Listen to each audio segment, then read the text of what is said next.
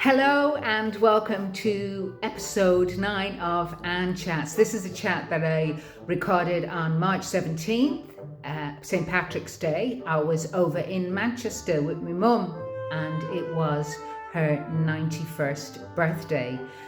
It's a bit of a funny chat. It's a bit chaotic because I kind of turned into a 12-year-old talking to my mum again, and we kind of went a bit back and forward between her growing up in 30s and 40s west of Ireland and then immigrating to Manchester in the 1950s.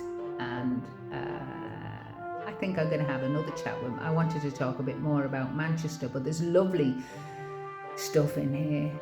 I hope you enjoy it. Also at the beginning, my cousin John Kelly phoned up my mum, and so we left that in. So it gives a flavour of what her personality is like. I hope you enjoy this. I think I find fascinating is my mum has lived most of her life in Manchester, but she still is so Mayo.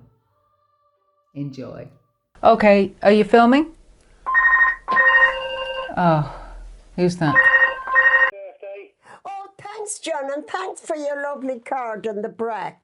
Are you okay? Yeah, it was lovely. I haven't used the brack because I'd already bought Morrison's. Morrison's has started doing a nice fruit loaf. Anyway, I was sorry I missed your party, but Anne said she really enjoyed it. Yeah, you should have come along with them. Yeah, but the hairdresser comes late on a Saturday. Oh, does she? Every Saturday. Well, not every, but the last two Saturdays, because she works in Heaton Moor all day. Right, well, thanks for the money in the card, anyhow. Oh, yeah. I forgot. I'm back in it this afternoon. And what are you going for a drink this afternoon? Yeah, just a bit of that. Anna's just come in Irish breakfast. Yeah. And you have a Going into Manchester with Colin and Sam. Oh, are you going into Manchester? Oh, the property. You should have gone yesterday to the parade was on, but we didn't bother. Yeah, I know. I was talking, Mike Loftus went and he said it was better than last year. It's not as good. Are you going anywhere today, or? No, Anne and Paul is here and they're leaving around 3:30 or 4 o'clock. Oh, good to go. You can have something with them, yeah. Yeah. Anyway, thanks a million and thanks. I'll get in touch and I'll bring you round to Mum's one day when you're ready. Well, I can't this week, John, because on Wednesday I have to go to the clinic. Yeah, so we'll go next week sometime. So next week, yeah, I'll let you know what day. Thursday actually is the best day for me. 91, John, is unbelievable. Yeah, flipping heck. Yeah. All right, have a nice day anyhow. Okay, thanks for ringing, John. Bye. Bye. Hello, Mum. And it was so nice of you to come for my birthday. Yes, because today is the 17th of March, 2025, and you are, what age are you today? 91 years of age. 91. What do you think, Mum, what do you think is the biggest thing that has changed in the world in the 91 years you've been alive? I think the world is more dangerous and more upsetting. More upsetting? Yeah. There's so many terrible things happening that when you're older you worry too much. You were born during the rise of Nazism and the Second World War. I mean, the biggest crimes of the 20th century. But we lived in the country. We only got one paper a week. Yeah. We had no radio, no television. So did you have no radio grown up even? Later on, when I about 12 years of age onwards. So what was the sound in the house when you were growing up? Oh, loads of kids screaming and shouting and your mother screaming at you. How many was in your family? There was 10 children. 10 children. Yeah. But we had a wonderful mother that really cared for us. My father was a very hard-working man, but not really a family man. Yeah. But my mum was so caring. If you even fell and hurt yourself, she always had time to come and make it better. Oh, even with 10 children, and you'd no money, you were very poor. Well, the majority of our neighbours were similar. Yeah.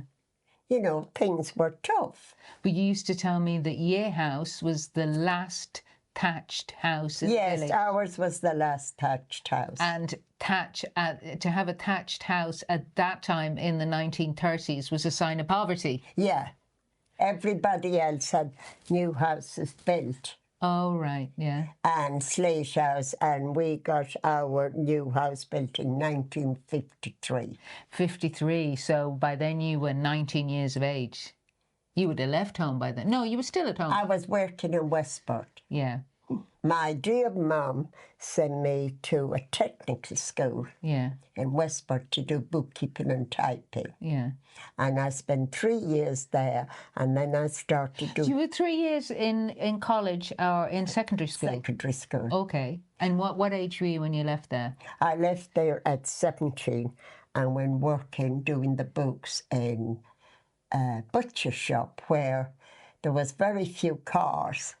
And we used to send a lot of large orders to hotels in Achill and Leenane and Clifton. And the railway lorries used to come and collect them. So my job was to make sure they were labelled. Yeah. And the butchers would parcel them up, and it was my job to label them and keep the receipts and send the bills out. So this shop was in Westport, County Mayo. It's still there. What was the name? McCormick's Butcher Shop. McCormick's Butcher Shop. And you always say that there was always, because it's so beautiful around that part of the world, that there was always very interesting other people. It wasn't like a typical rural place. There was always interesting people living around Clew Bay. There was a place called Ross Beg outside Westport. Yeah. And there was a lot of English retired people living there. That was before there was any, actually, the troubles began in Northern Ireland. But it's interesting now, were there, because the big houses were being burnt around the time of Irish independence, which would have only been... well, I wouldn't remember 20 years before.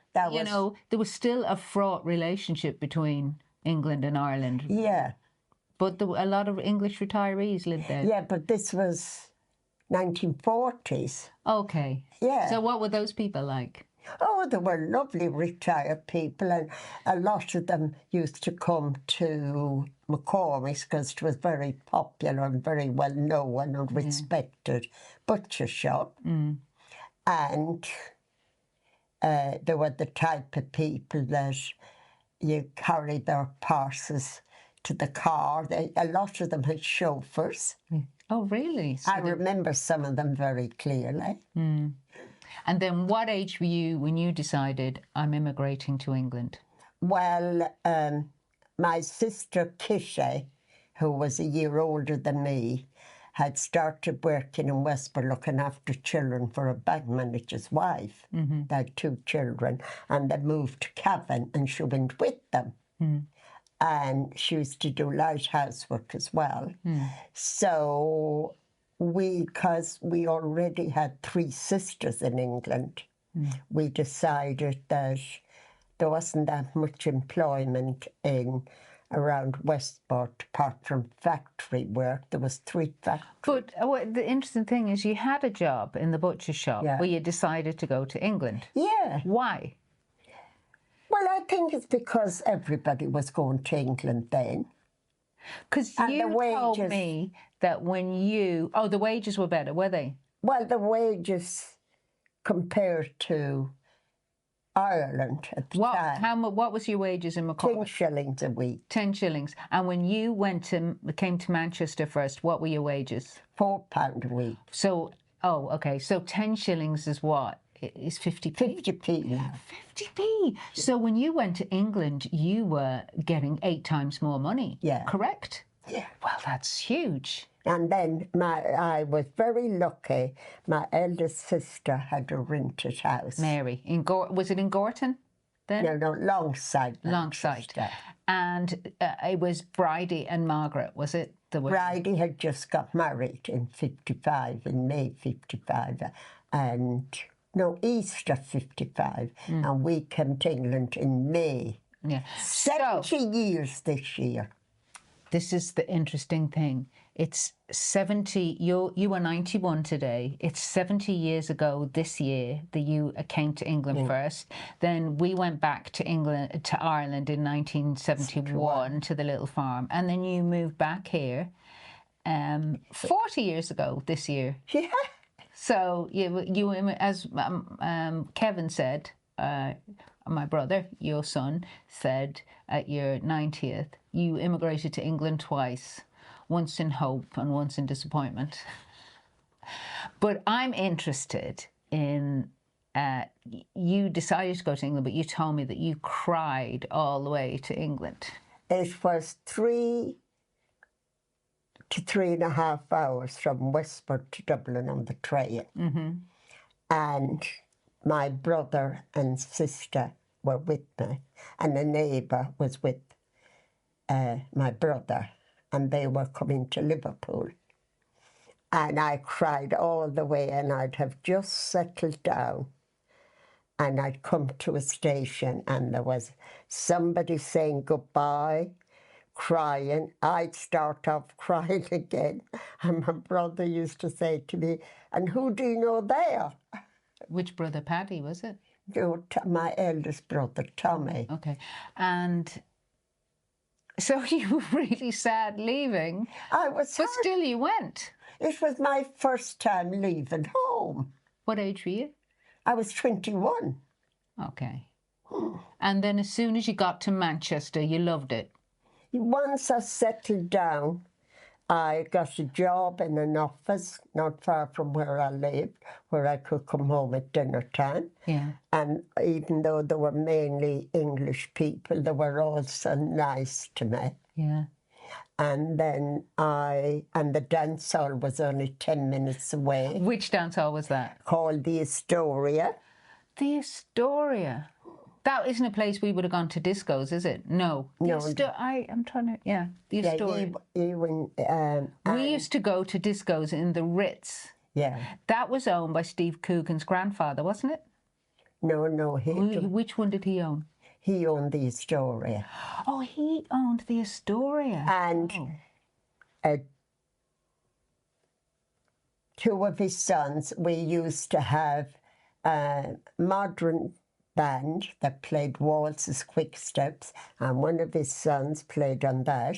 And then we had a Cayley band that played Siege of Venice and sets, and his youngest son played on the Cayley band. And we'd have Cayley dancing and modern dancing. Didn't you say in some of the dance halls you get thrown out for jiving? Later on, just before, say I got married in 63, so about 1960, when jiving came in, and his eldest son, his youngest son, would walk round and tap you on the shoulder if you were jiving. Was that you got the train to Dublin, the boat over? Then you got The boat from Dublin Port, was it, or Dunleary? You got your train out to Dunleary, Yeah. and then you got on the boat. And how long did the boat And take? the boat took about 2.5 hours to Holyhead. Was that an overnight sail? Yeah. And then you arrived into And then you got the train, you'd arrive in Holyhead between 2 and 3 in the morning. And then you'd have to get the train to Manchester. And which station did you come into? Centre Station, it was called. It's not there anymore. And what was your first impression of Manchester? Well, it was pitch dark, dark walls, and my two sisters came to meet us, and I got into the house about 5 o'clock in the morning and sat on the settee, cried my eyes out to go home. And when did you stop crying? I remember my sisters were very nice to us, and I remember it was bank holiday weekend, a May bank holiday. And I remember one of my sisters bringing me out for a walk, and there was a litter thing on a pole. And I said to her, "That's a funny place to put letters." I thought it was a post box. And then on the Monday or Tuesday, I went up to this big office place. There was 10 minutes walk from where I lived.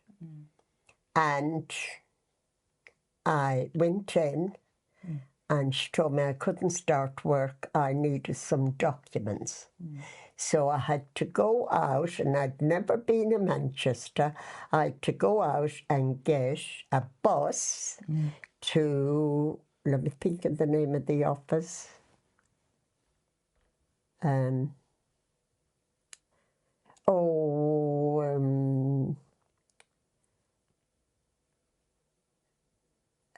Not unemployment. You registered, I had to go in there to get... So you got a job straight away, though? I had to go to this office. Yeah. And I was very scared because I'd never been in Manchester. Anyway, I managed to find the office, get the form, and come back, and went in and started work that day. That day? So you got a job straight away? Straight away. And when you heard that your wages were £4 a week, did you feel you were rich? Did you feel like you were rich compared? You've been working for 10 shillings a week in Ireland. I suppose, yes. And then on the Saturday night, my sisters and their boyfriends took us to the local dance hall called the Astoria, which a lovely, from all Irish went. And when somebody would ask you to dance, the first thing they would say to you is, "When did you come over?" It was all Irish, was it? Yeah, it was an Irish dance hall. But you used to go to English dance halls too, didn't you? Yeah, later on, myself and my cousin, we used to go to the Ritz occasionally. Oh, we used to go to the Ritz. Yeah, well, there was but discos the Ritz there. was a beautiful dance hall. Yeah. And where it had a revolving stage. Oh. So you had a big, big band part of the night. Beautiful lady singer. Yeah. And then halfway through, the stage would revolve round, and you had a four-piece... Four-piece what? Four-piece jazz band. Oh, wow. Yeah. And there was a lovely balcony in the Ritz. And was that mainly English people, or was it Irish and English? Was it all mixed? Oh, it was very mixed, yeah. And even myself and when I got a permanent boyfriend, we went there one St. Patrick's night. And we used to go occasionally. It was a really beautiful, really posh dance hall. When you go into Manchester now, do you think it's really changed? I haven't been in Manchester for up to 5 years. Wow. Since my sisters, I had sisters in North Manchester, and both of them have died now. So I had to... But it was very elegant then, wasn't it? Like, I even as a little child, I remember Piccadilly, and there was a beautiful garden there. Oh, and the Oldham Street, they had elegant dress shops in it. And now it's just second-hand and so changed. Yeah.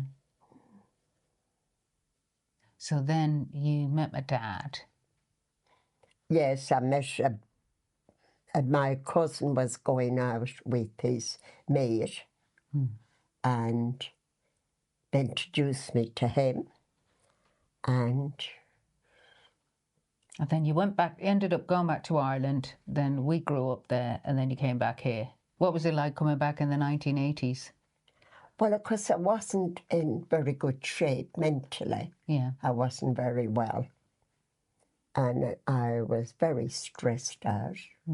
But I had wonderful sisters that took care of me. And there again, the jobs weren't as plentiful is the war when I came in the 50s.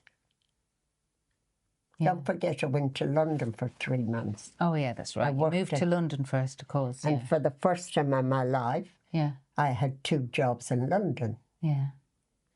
I was working in the Infield Football Club 2 days a week. And then I got a job working in a canteen in the evening, which I didn't really like. That must have been very hard, though. Such a change. Yeah.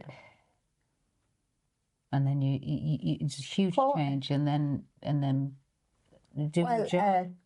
Mentally, I wasn't living. Yeah. I was existing. What age were you then? I was 51. 51, yeah. It's a hard time of life for any woman then. Yes. I wouldn't have been able to do it but for my sisters. They were so supportive. And I had 2 wonderful friends, Joe and Elizabeth, who used to bring me to their house weekends. Here in Manchester, yeah. In Didsbury. And of course I was heartbroken. It was a very, very tough time for me. It was amazing that, like, you had to leave Dad because he was very unreasonable. Yeah. But even for your generation, it was very hard to actually leave your husband, wasn't it? Oh, yeah, and not only that, but it was the insecurity of what... But it just was not the done thing. Oh, it wasn't. You were looked down on. He was treating you terrible. You were supposed to... Stay. You were supposed to put up regardless how you were treated. When you got married, did you think of that? Did you think of the for better or worse bit? No. We just loved each other. I loved that man. I used to say I'd sleep in a tent with him. I loved that man so much. So we had a lovely life in Manchester. And then the Land Commission were going to take his little farm, so he had to move back. Yeah, he was the only one that was available to take the farm. Otherwise, the Land Commission would have taken it. And we had all the plans of building a nice house, but it all went hairy-fairy when we got... Did you quickly realise that it was a mistake? No, I didn't. I had all these plans to do what my mother did, have hens, which I had turkeys, I wanted to have black curtains and gooseberry bushes like my mother had when I was growing up. But did a bit of you not think that you would miss the independence of Manchester, that you could just jump on a bus? Oh, goodness we lived in Levenshulme. You could just go onto the Stockport Road, jump on a bus, into town. I remember the first time I went in, I won't mention the local town, and I stood and said, this is it, one street. My children left in the morning at about 9:30, and they didn't arrive home till about 4 o'clock. And I'd spend the whole morning watching for the postman. All I had to look at was cattle outside in the field. This is, the thing that fascinates me. At a certain point, it must have kicked in pretty early on that really you weren't happy and that this was not ideal. But you didn't think, I need to do something about it. You just accepted it. Not only that, but I loved my husband. And we got on very well in the early... Me and Kevin and Una hated Ireland. What about us? What about us? I just remember that as a kid, I just screaming at night that I wanted to go back to Manchester, and this horrible feeling of it didn't matter, you didn't matter, what you wanted didn't matter. Yeah, it was so It was bleak. isolating. And because I was a stranger there, I had no real friends. I had nobody I could go and talk to or confide or tell anybody how I felt, because I was an outsider and a complete stranger. I'm interested that you didn't think about all these things before you went. All your support network was in Manchester, your sisters and your friends, and you were leaving all that behind. I know.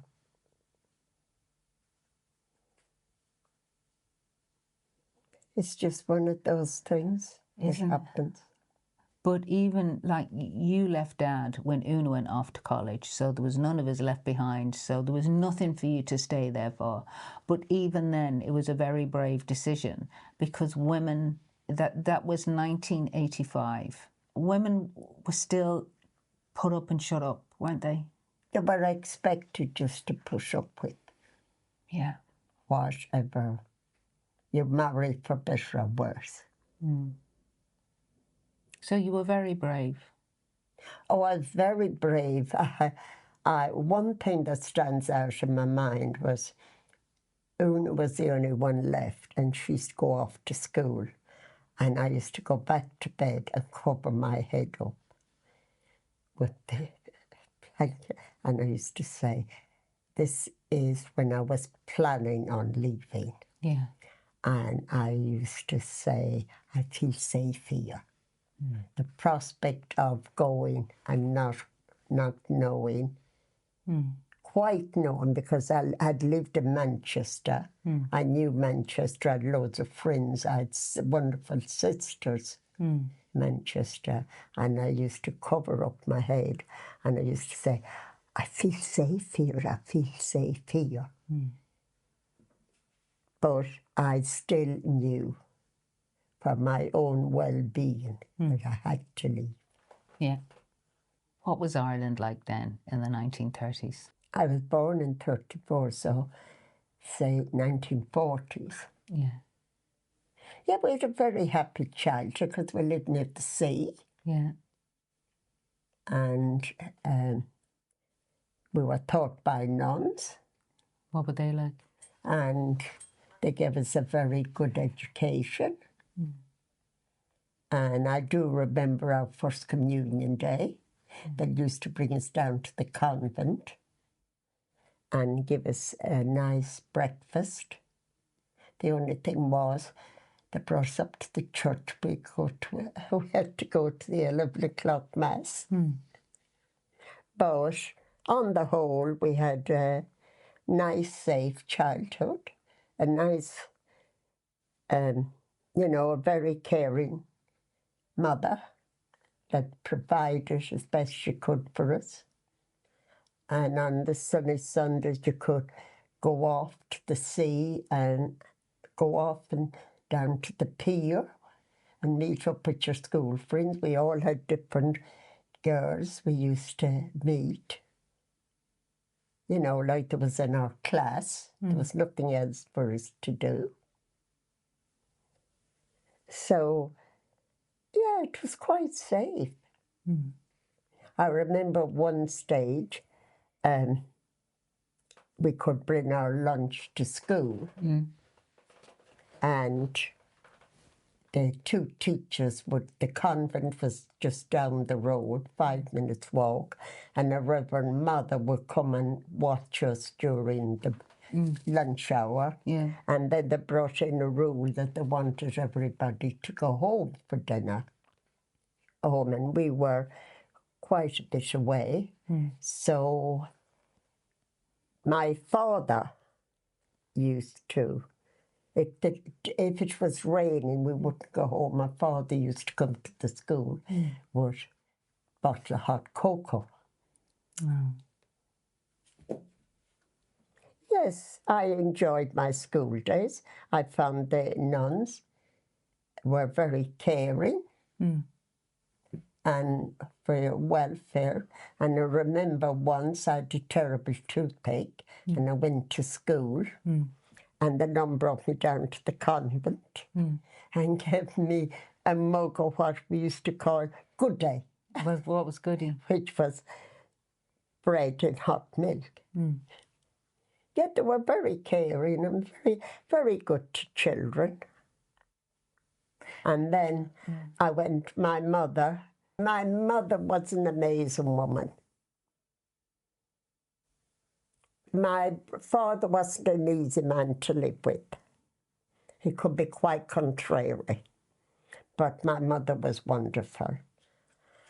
And she always made sure we were well fed. She probably couldn't afford meat every day, but I always remember we'd come home from school and she had this little skillet pot. And she'd have that carrots and parsnips mashed together. And the potatoes were boiled in their jackets and they were thrown on the table. And then because she reared geese, ducks and hens, I always remember our Christmases. We'd have roast goose, she even did roast potatoes.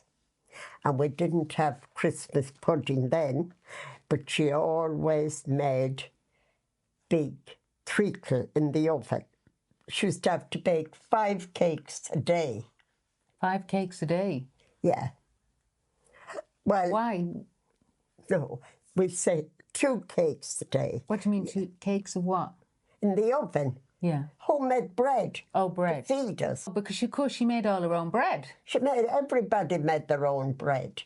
There was a local baker, but to get a loaf of bread in our house was a luxury. And I remember there was an old couple lived near us. There was only our 2 houses up this road. And they used to send me, we had a local baker. There were 2 brothers, and they'd send me to the shop for a loaf of bread. And she'd give me a slice of the loaf with marmalade, and I'd never tasted marmalade. So I would come up from their house and I'd fling the slice of loaf over the hedge. Why? Because I'd never tasted marmalade and thought it was horrible. So that must have been an awful lot of work for your mother. She's like, oh, she never stopped. She spun. She had a spinning wheel. So she spun the. She washed the wool off the sheep, the fleece, and she took off the wool and she had a carder. I remember so well. And she'd card the wool like this, and she'd make long little spindle things of the wool. And then she'd put that wool on the spinning wheel and it would turn into knitting wool, hard knit. And then she knitted her own clothes for you guys? Yeah, I clearly remember when I was about 12, knitting me a beautiful from the wool of the sheep and putting silver buttons in it. And she used to knit all my father's and my brother's socks. And so it was your sheep, was it? It was your sheep? Our sheep. So your father would shear the sheep and then she would do everything with the wool? Yeah. So she'd have to wash it and card it and... Yeah. And another thing is she used to dye it. And did she make her own dyes? Yeah, we used to go up and pick the dyes wild. We used to buy, I can remember she'd send us up and this weed you grow on a rock. And she'd dye the wool, and it came up in a sort of a faint shade of brown. A faint shade of brown. So you collected the weed off the rock, and what did she do with it then? And she'd put this weed into the pot. We had big pots, don't forget.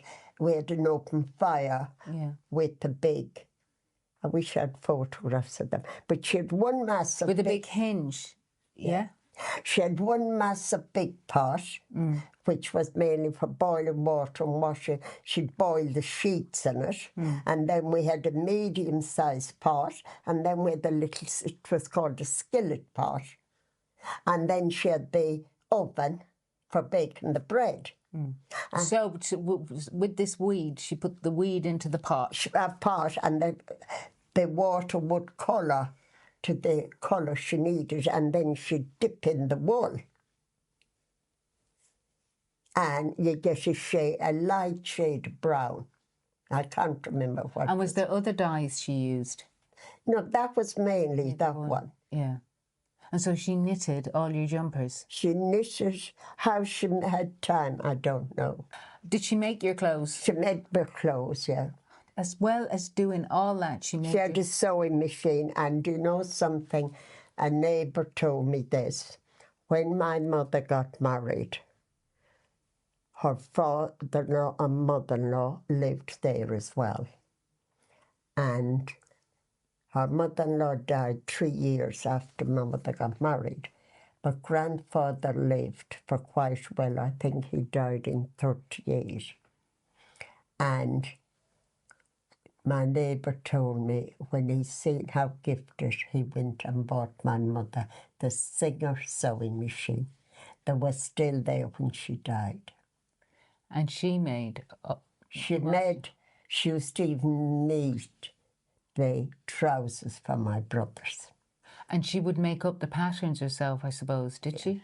Oh, would she? She would get...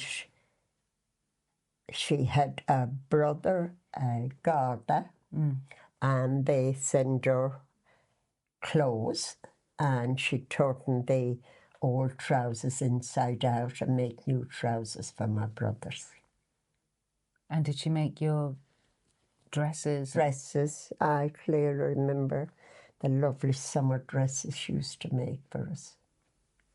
And you used to make our clothes when we were kids? Yeah, I made your clothes. Was that a done thing that women did back then? Yeah. Mary had a knitting machine when she had her children, and she used to knit things on her knitting machine. Bridie had a knitting machine and a sewing. Bridie was really gifted. Margaret did knit. Margaret told me that she knitted Arden jumpers for the boys, but when they became 11 and 12, they wouldn't wear them. They'd go down Manchester and buy what they liked.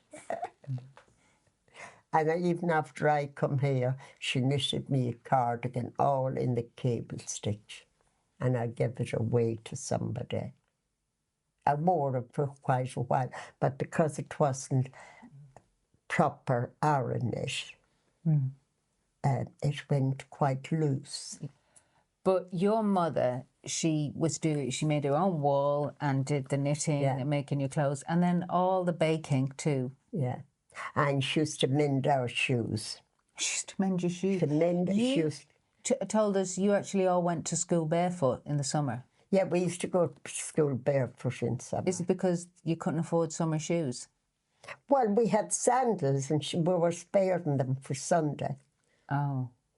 But everybody went barefoot, didn't they? Yeah, the majority of kids went to school barefoot in summer. He would tell me that there was a neighbour and his parents were quite well off and he had shoes, but he would hide them. Yeah, they wouldn't let him go barefoot, and he used to hide them. He wanted to be like everybody. Yeah, so you'd all go barefoot. Yeah. Did your feet not get hurt? Yes, I remember going on holiday to a relative one time. Yeah.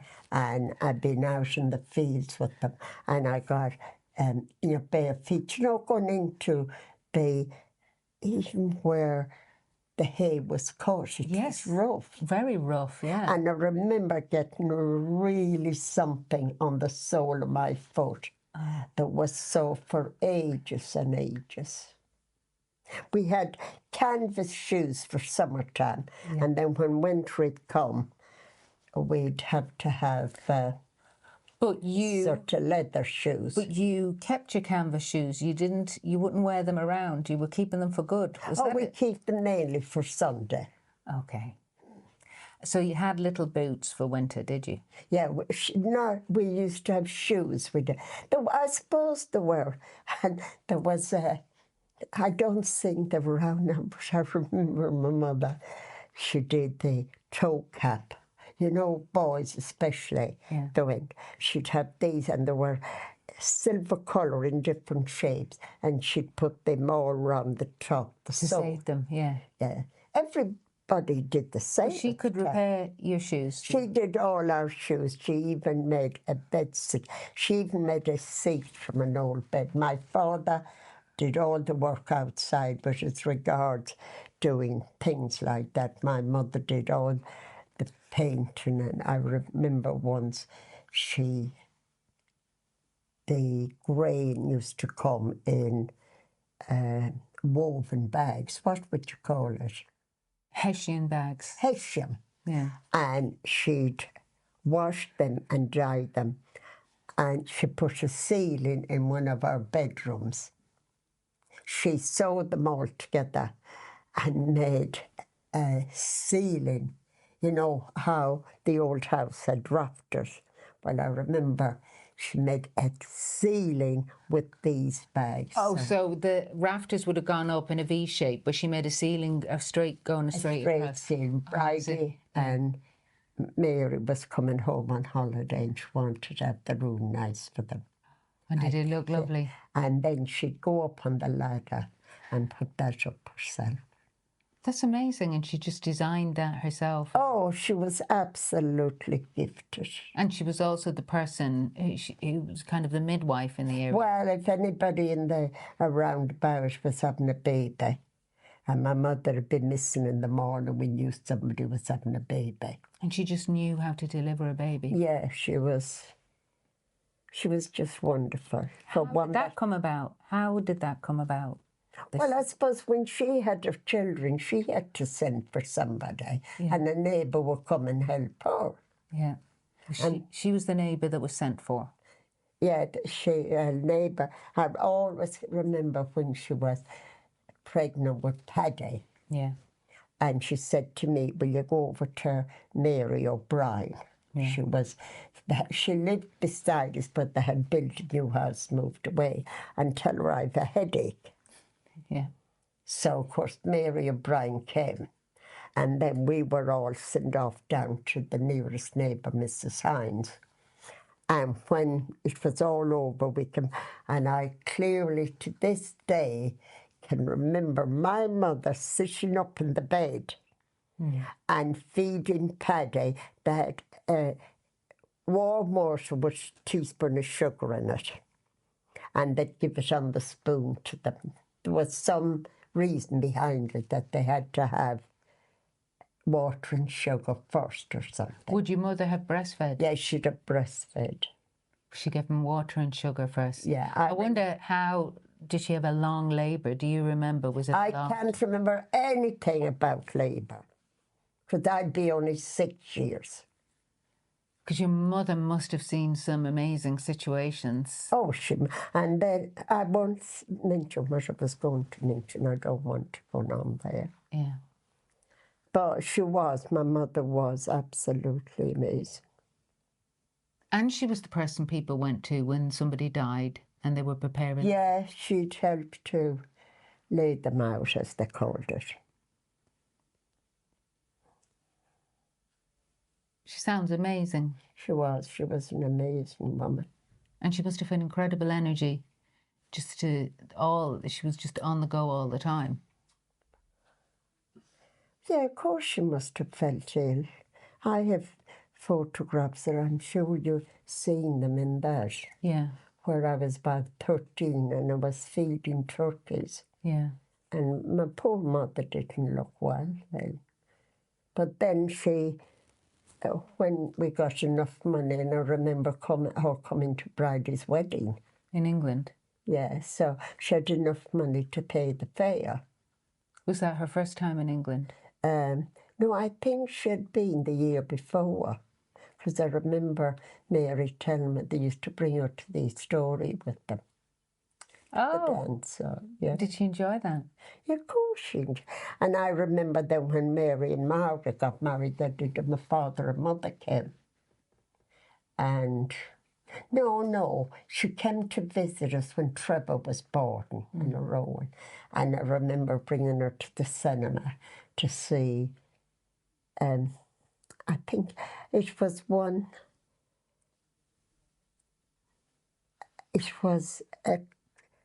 where there was a lot of scenery. I can't remember the name of it, and buying her a box of chocolates for his tea. Was that the first time she would have been in the cinema? I suppose it was. Did she enjoy it? Yeah. I remember her telling us I was in England at the time because they got married in 57. And I remember they'd made arrangements. This is the kind of man my father was, to go to the wedding, to come over. All arrangements were made. And the day before, he wasn't going. That's the kind of man he was, making a fuss. Like a child, I'm not going to go. So and of course he had to have a new suit. I have photographs of them. You must have seen them. So your father said, I'm not going, so did your mother come on her own? And of course he wanted to come, but he wanted her to coax him. You know, he was just like... No, he was never a family man. He wasn't a man that you could, like Margaret Grady, my cousin. Their mother died when Margaret was about 12. And Margaret could go and ask the father anything. I remember her telling me her sister had gone to America. And her writing home to the father, should she change her job. You were really into your cleaning too. Huh? You were always into your cleaning. I don't know. Yeah, I firmly believe in cleaning. You know, not cleaning, having the place clean. But I think, I remember 2 men came once when we had our new kitchens 5 or 6 years ago, and they were painting the bathroom, and I said to them, would you like a cup of tea? And he said, yes, he said. He said, but there's some houses you're going to, he said, you wouldn't believe, you wouldn't take a cup of tea in it. Even Andrew says the same. You know, Andrew works for a company similar to Stockport Homes, where he goes round to houses. Yeah. And he said, you would not believe some people there, how he said they're guilty. A man came to do something with the telephone once, and he was telling me, he said, I've just come from a house, a woman, 2 or 3 young children, and she had a cat, and I couldn't go near the connection because the cat had shit all over it. And I said to the woman, I said, I cannot touch this until you clean it. Just some people, they can just... Is there anything else, Paul, you think we should cover? I have a question for you. 91 years, what was your favourite thing in life?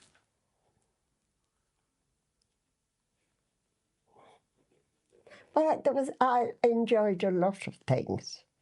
But I suppose getting married because I really loved my husband and having 3 wonderful children. The one thing that I think back on is because they were born so near to each other, I did not have the time to spend with them. They're Irish triplets. Yeah, they were Irish triplets. And what did you think of 2 of them going into show business and one? No, I never approved of any, apart from Una. I used to say to Kevin, when are you getting a proper job? And yeah, what is your attitude to that? Huh? To what me and Kevin have done with that? Oh, I mean, do you know, I console myself. None of them are drug addicts. None of them are alcoholics. you don't know them that well, so. Huh? I'll tell you a little story. Anne was in London, and she wasn't mixing with the best. I was so worried about her. And I went to Mass every morning. And I used to go into work after Mass. And there was a statue in a corner. Now, I think it was Our Lady. And I used to go and pray to her. And one night I was going to bed. And I don't know whether I was kneeling at the bed. Maybe I knelt every night and said a prayer. and this wonderful feeling came over me, like there was somebody beside me. And a whole worry lifted off me, and I went into bed so happy with myself. Now, whether that was my mother or a guardian angel, I've just read 2 weeks ago, a lady wrote all about guardian angels and how people do come back to you. And I firmly believe that that was a guardian angel telling me everything is going to be fine. And I firmly believe, I mean, the danger they put themselves in. She went to Germany, used to walk at midnight. How many, you know, at the time you went to Germany and the nuns put you up with the... Oh, yeah, yeah. Man, how far did you walk? 12 o'clock at night in Germany. Anybody could come and have lifted you. I don't remember that. Huh? Paddy and Christine and Lola was laughing their heads off. When I was a kid in summertime, my mother used to send me to the post office in Murrisk, and I'm sure it was well over a mile's walk. And I said to Paddy and Christine, or Ola and Christine was there, you know, when you think of it now, I could have been kidnapped. And you know, which is true. But there was so few cars. The only thing I was... So who was going to kidnap you? Somebody in a donkey and cart? The only thing I was afraid of, on the way to the post office, a farmer had a bull. And we were always told, anybody that wore red, the bull would run after them. And they had a big stone wall, and I'd run along the stone wall so the bull wouldn't see me in case the... But it was a big stone wall. He wouldn't even be able to get out. You'll always find something to be afraid of, won't you? You were afraid, would you? I was afraid of everything. Was it you I was telling? We had a horse, my father, because my father in summertime used to get £1 a day for going over to Morris to put hay in. There was no tractors then. So my father had a horse and cart, and he'd go over to Morris for bringing in their hay into the hay shed for them, or they didn't even have hay sheds then. You get £1 a day. Is that 20 shillings? Yeah. And you were getting 10 shillings a week when you were working. So that was a lot of money, £1 a day. Yeah, it was, you got a lot of stuff for £1 then. And they would give him a dinner and that. He was well respected in Morris because he was a very... he was a wonderful worker. I mean, the day he was buried, Henry Joe Gill, they were very rich. Well, I wouldn't say rich, but a lot of both us. They had a big house and a big 2-story house. And he said to me, he said, I remember your father getting up at 6 and half 6 in the morning to go over to Kildea with the Kilviva, because they had a horse and cart. So if they needed, he'd work for the council. And he said he'd walk out, which was about halfway to Louisburg. So Louisburg is 6 miles. So to be 3-mile walk there with the horse and cart at 7 o'clock in the morning. My father worked so hard. And when I think then the way he was treated by his son. You know another thing he used to do? He used to go to the fair in Louisburg, and very few, there was very, you know, later on, people had big wagons, and butchers and people, because maybe Louisburg was a small fair, they'd buy cattle. And my father would walk them cattle from Louisburg into Westport, and he'd get paid so much.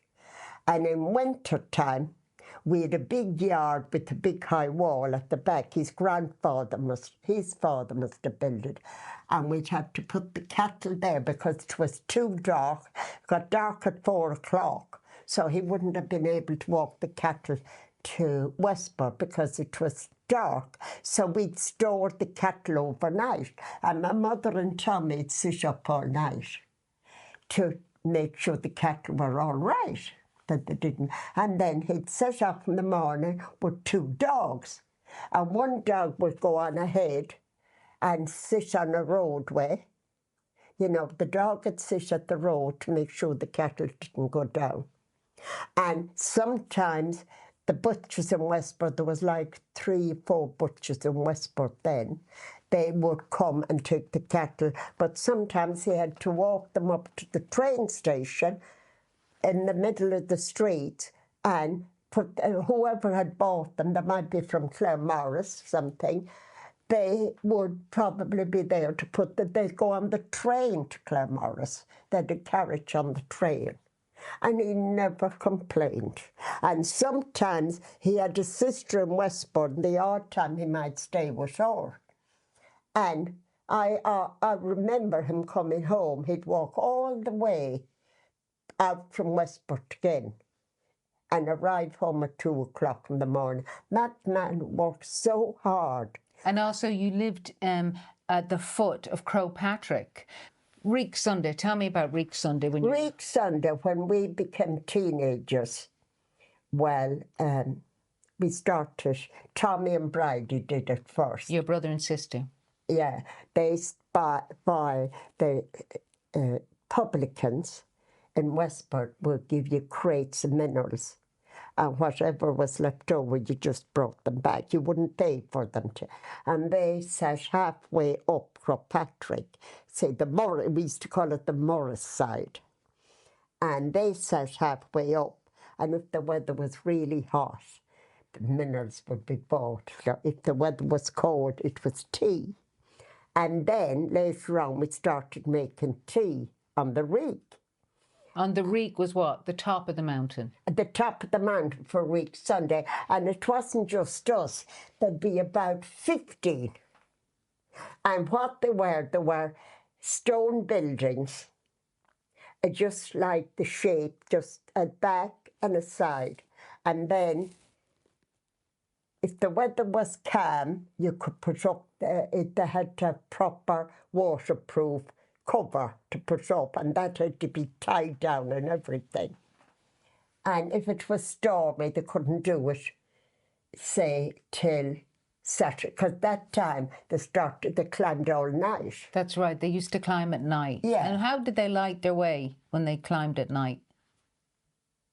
Oh, do you know, I remember one time standing on the top of Croagh-Patrick and a stream, the lights of the cars from Westport out to Morris. It was just a picture to behold, a stream of lights all the way. Because people climbed in the night? They climbed in the night. But how did they light their way? Well, they must have had some, I don't know whether they were... Oil lamps, was it? Or did they have lit torches? They must have had torches or something. But then what we used to do was, there was no sliced bread then. So a shop in Westport would slice the bread for us, slice the ham. So my mother would see to all that, and she'd make up all the sandwiches. And then my father would have to make a fire. We had to bring up the donkey that did it all. The donkey used to go right up to the top, and he wouldn't have the creels. Did you ever see creels on a donkey? Well, a donkey had a saddle, and these creels were made by local farmers, and they were about squares like that. And if you brought in turf, you brought in potatoes in them, but you had to have them balanced. Before you Reek Sunday, you'd go up and down several times carrying the supplies. Well, we wouldn't. Tommy would with the donkey. Yeah. And my father then would have to bring up a bag of turf on the donkey. They didn't put the creels on the donkey. They'd pack up the stuff and they'd tie it, and he had to have a saddle. You know what a saddle is? And wood on it, and tie it each side so it didn't. And the poor donkey would do that on Thursday, Friday and Saturday. And Up and down. On Saturday, the donkey was let home and he'd arrive. My mother be waiting for the donkey to arrive. He'd come home on his own. He'd come all the way down Croagh on his own. And my mother would have made the sandwiches, and then we'd go up Saturday afternoon, and wouldn't come home till Sunday about 1 o'clock. And we go to bed and go to the dance in the Canvey afterwards. And I always remember I walked in McCormick's. So you would stay up on the rig all night long? Yeah. So what time would you go up at? Oh, we'd go up sometimes, say, 4 or 5 o'clock on Saturday. And people climbed at midnight? Yeah. And I remember I worked in Westport at this time, and there was only me and Tommy, because Margaret had gone to England. And it was an awful wet day. And this group of people came in, and a cup of tea that time was a shilling for a cup of tea.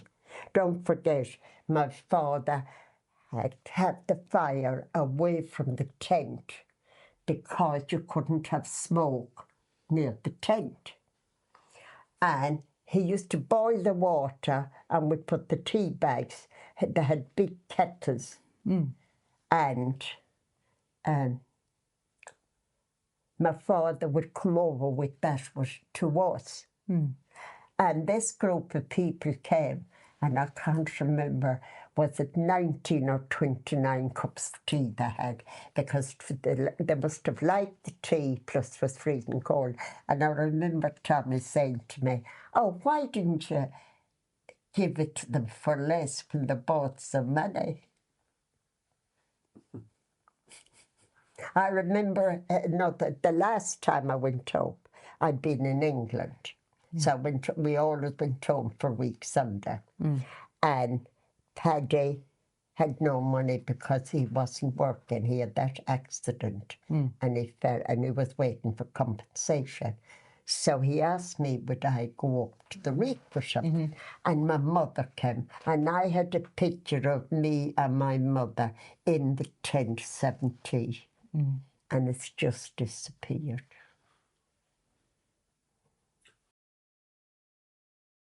So, Mum, you're 91 today. What is, if you had to impart one piece of wisdom about life that you've learned over your nearly century on the earth, what would you say it is? I played all my trust in God. I firmly believe God is there to guide you and help you. And I believe in my guardian angel, and I pray every night, "Angel of God, my guardian dear, to whom God love commits me here, ever this day and night be at my side, to light and guard, to rule and guide." And anything else? The one thing that disappoints me is none of my family have the same faith that I have got. But hopefully, when they get old, they'll change their minds about God. Anne's getting there anyway. Because I firmly believe I praise Jesus, Mary, and Joseph every day. Thank you, Mum. Don't tell me he's recorded all that. Can I see any of it? And I'm hungry now, and I'm supposed to have the dinner at 3. What time have you to leave here?